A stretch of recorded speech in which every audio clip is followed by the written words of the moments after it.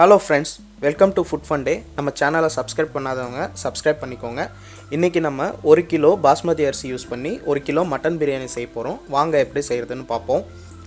முதல்ல அடுப்பு பத்த வைக்கிறதுக்கு முன்னாடி 1 கிலோ பாஸ்மதி அரிசியை 3 தடவை வாஷ் பண்ணி ஊற வச்சுக்கோங்க.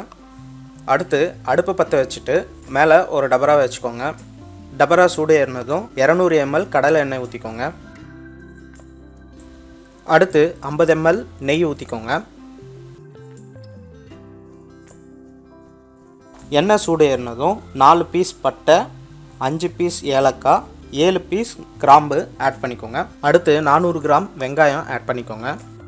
அடுத்து வெங்காயம் ப்ரௌன் கலரில் வர வரைக்கும் நல்லா வதக்கி விட்டுக்கோங்க.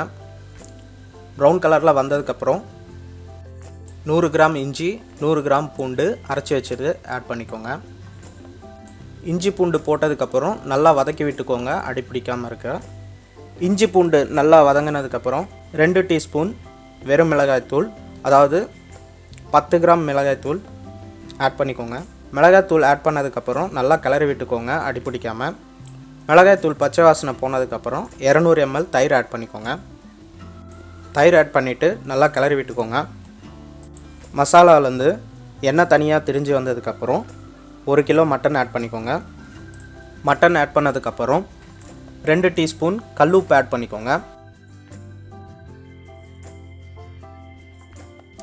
உப்பு ஆட் பண்ணதுக்கப்புறம் நல்லா ஒரு கிளறி விட்டுட்டு மூடி போட்டுட்டு ஸ்டவ்வை சிம்மில் வச்சுட்டு ஒரு 10 நிமிஷத்துக்கு மட்டனை நல்லா குக் பண்ணுங்கள்.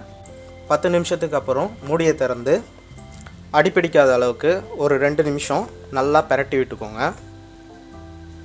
பட்டை, கிராம்பு, ஏலக்காய் 3மே சமமாக போட்டு பொடி பண்ணி வச்சுருக்கேன். அந்த பொடியிலேருந்து ஒரு அரை டீஸ்பூன் ஆட் பண்ணிக்கோங்க.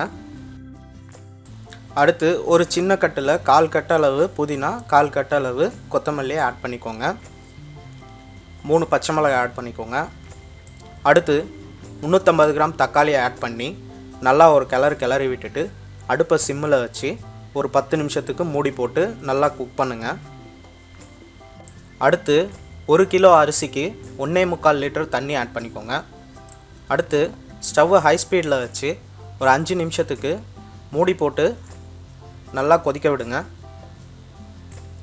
அடுத்து அடுப்பை சிம்மில் வச்சுட்டு ஒரு 40 நிமிஷத்துக்கு நல்லா மசாலாவை சிம்மிலேயே நல்லா கொதிக்க வைங்க. மட்டன் நல்லா வெந்ததுக்கப்புறம் இந்த ஸ்டேஜில் உப்பு, புளிப்பு, காரம்லாம் செக் பண்ணிக்கோங்க. புளிப்பு கம்மியாக இருந்துச்சுன்னா 1/2 லெமனை ஆட் பண்ணிக்கோங்க. ஆட் பண்ணிவிட்டு ஒரு 2 மினிட்ஸ் நல்லா கொதிக்க விடுங்க. தண்ணி நல்லா கொதித்ததுக்கப்புறம் ஊற வச்ச அரிசியை நல்லா வடிகட்டி எடுத்துகிட்டு அந்த அரிசியை ஆட் பண்ணிக்கோங்க. அரிசியை ஆட் பண்ணிவிட்டு நல்லா கிளறி விட்டுக்கிட்டே இருங்க. அரிசியும் தண்ணியும் ஒரே அளவுக்கு வர வரைக்கும் கிளறி விட்டுக்கோங்க.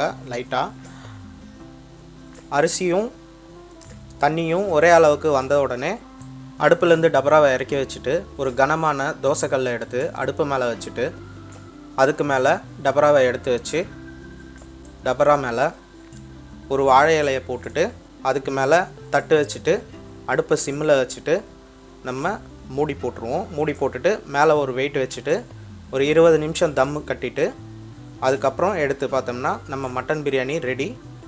இந்த வீடியோ உங்களுக்கு பிடிச்சிருந்ததுன்னா லைக் பண்ணுங்கள், கமெண்ட் பண்ணுங்கள், ஷேர் பண்ணுங்கள். அப்படியே நம்ம சேனலை சப்ஸ்கிரைப் பண்ணிக்கோங்க. தேங்க்யூ.